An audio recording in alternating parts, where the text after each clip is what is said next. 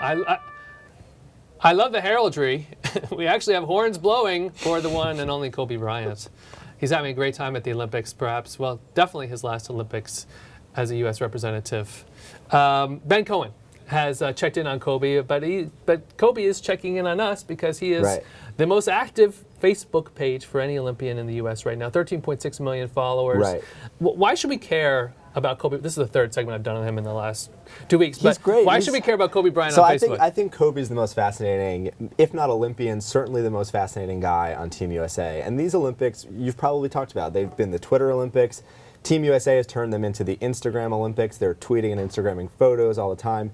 Kobe is the only guy on the team who doesn't have Twitter. He doesn't have Instagram. He's the oldest guy on the team. That's probably the reason for it. He uses Facebook. By the way. He's great. Right. He uses Facebook. He has 13.6 million fans on Facebook, which is the most of any Olympian.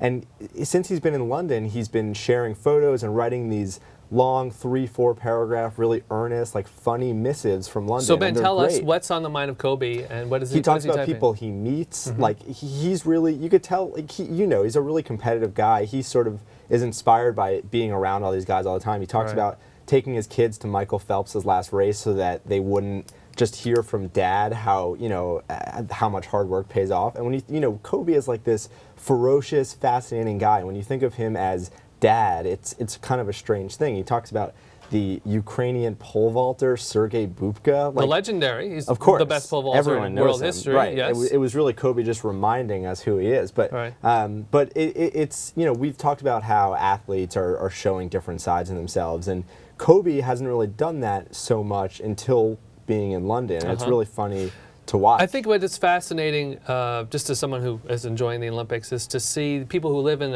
a bubble of celebrity and privilege, how they interact and connect to athletes who are in far less privileged circumstances. Yeah, he was staying in the same hotel either in London or in Barcelona before with the Australian swim team, and he wrote this whole thing about how he asked the Australian women swimmers if he could watch them train because like he wanted to sort of get some motivation from them, and as a gift they gave him, quote, some Speedos. All right, very nice. Ben Cohen, how many Facebook followers do you have? I have 13.5 million followers. All right, so coming in just below the great Kobe Bryant.